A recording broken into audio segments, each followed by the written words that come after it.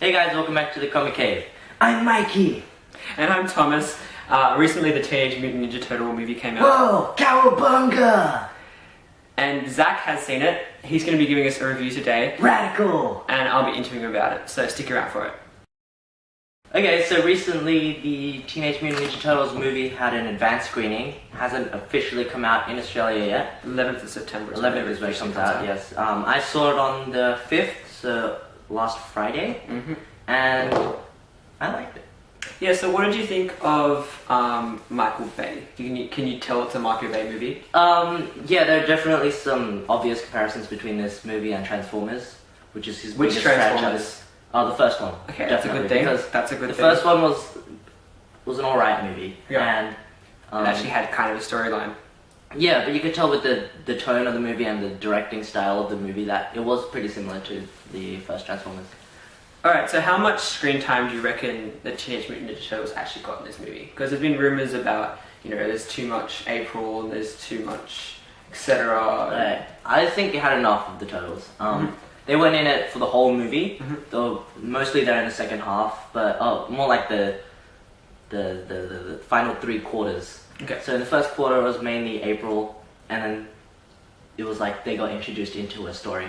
So Megan Fox? No. No? I don't want to talk about that. Okay. No, actually, I'll say a couple things. She was alright. She wasn't like the iconic April as we all know. There's no red hair and all that. Yeah. But looks aside, she wasn't that great of an actor in this movie, which isn't Huge out of the ordinary for her. April was an alright character. Vern was a better character, played by Will Arnett. So it was fun to see them working together and all that. Okay. The storyline, was there a storyline? Hardly. Hardly. It was basically Not surprised. get the Shredder because he Is tries to kidnap us. Oh, and William Fichtner was also in it as Eric Sachs, who has the weirdest name in movie history. But Eric Sachs. Anyway, he was an alright villain. I mean, he's a really good actor. He was in The Dark Knight, which is my favorite movie, top favorite movie of all time. Yeah. Anyway, he was a good villain. Shredder was also really cool. I think having a mystery of you don't really know who he is. They did kind of explain his backstory, but not too much, so you know exactly who he is. Yeah.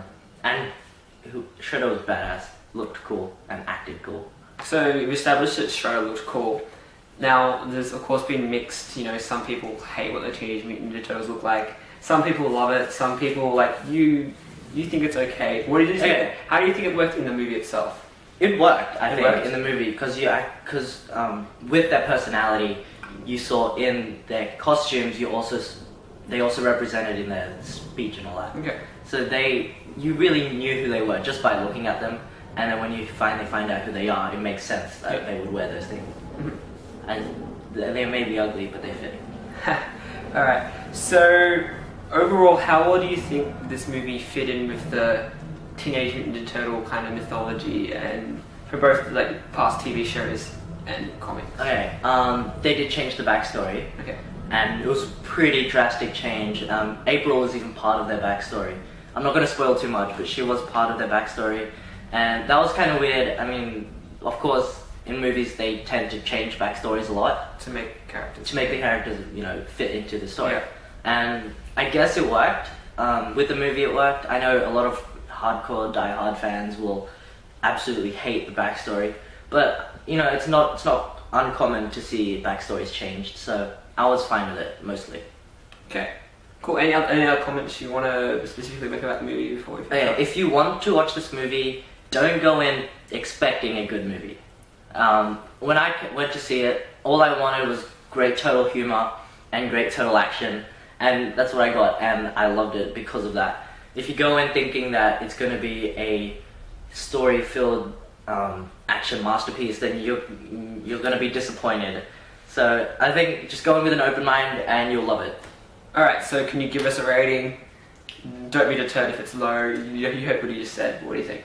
Okay, I'm going to base on how much I enjoyed it, not how well the movie was made. Okay. And I'm going to say a solid 8.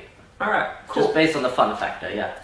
Alright, so we hope you go see this movie when it comes out. Yeah, are you going to see it? I will go see it. I'm going to go see it with my family, so hopefully we will enjoy it. I'm just really going to try and go into the movie with low expectations. I never had high expectations, but hearing what you said, I think just to go into it and look to enjoy it's good.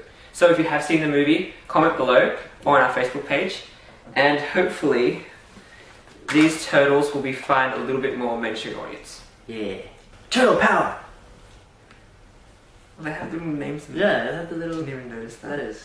That would have been helpful when I was trying to figure out their names.